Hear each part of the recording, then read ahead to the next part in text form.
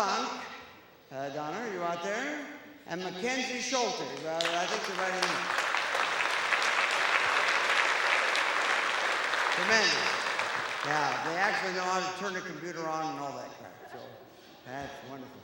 A lot of these people have come a long way. We had people from the West Coast, the East Coast, from Minneapolis.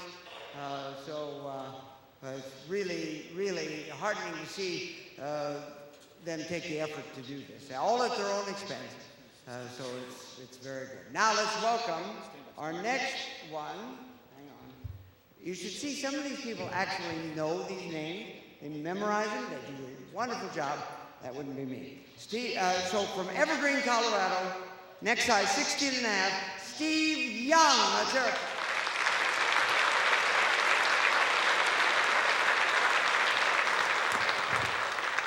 Hi, Norfolk. I'm Steve Young. A friend of mine told me he took a private vow of celibacy.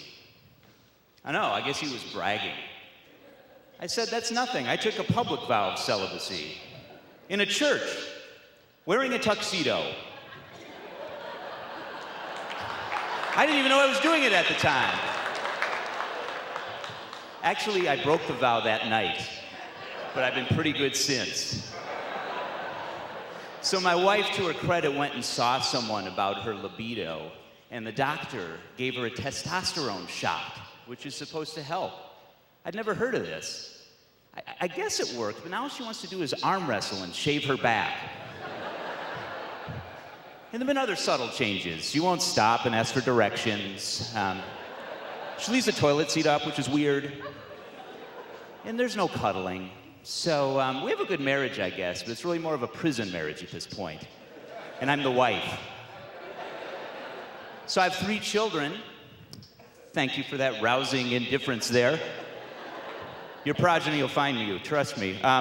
Trying to have kids, though, not so easy. When we were getting ready, my wife went out and bought this ovulation kit, which was odd. We're basically stalking my wife's eggs with the most sophisticated technology we could harness. You know, kind of the way bass fishermen use sonar, or the way NORAD looks for Santa Claus, or the way Pakistan looks for, well, I guess they don't look that hard for stuff. Bad example, bad example.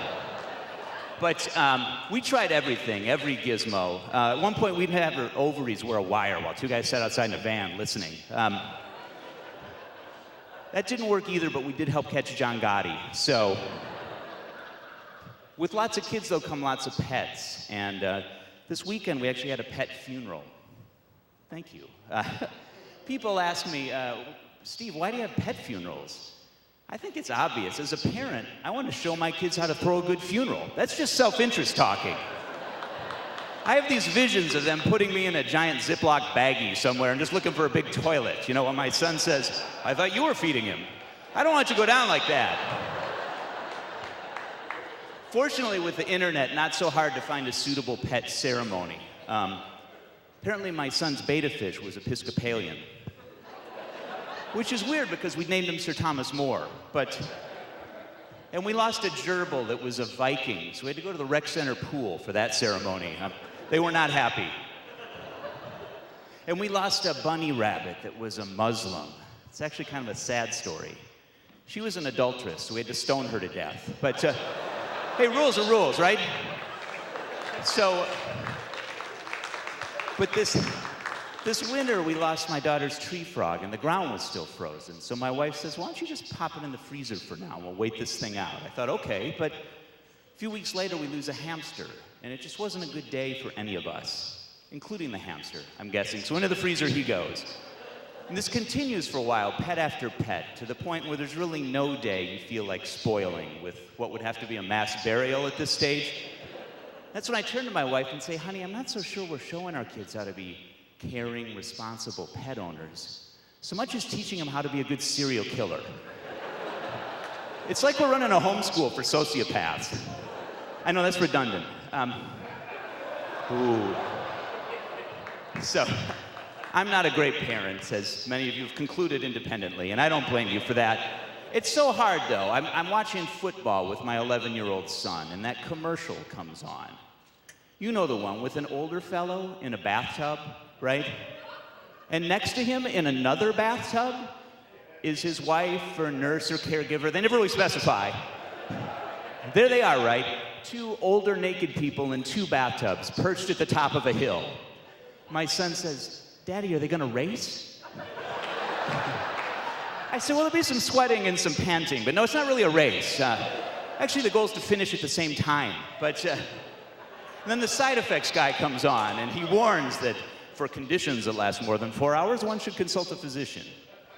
So my son, of course, says, "Daddy, what's a condition that lasts more than 4 hours?" I say, that's called high school. But, so I'm not a great parent. I'm not a great driver either, and those two don't mix well. I'm in the minivan with my 7-year-old daughter, and I'm just, defending my lane, right? And my backup lane. In that other lane, I just like no one is there, and those lanes switch, and my daughter says, "Daddy, why is that man showing you his finger?" As a parent, you have to improvise a little. I say, well, he's just saying I'm the #1 driver. Yeah, that's it. It's really a compliment. My daughter says, but he looks so angry.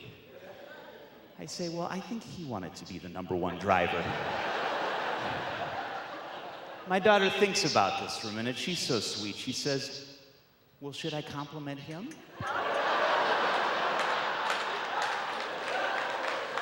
I say, yes, that'd be nice. Let's compliment him together. So that worked out okay. The only problem was later that week on Sunday. She felt we had the #1 reverend. So some men of the cloth just cannot take a compliment. Anyway, I'm Steve Young. You guys have been lovely. Thank you.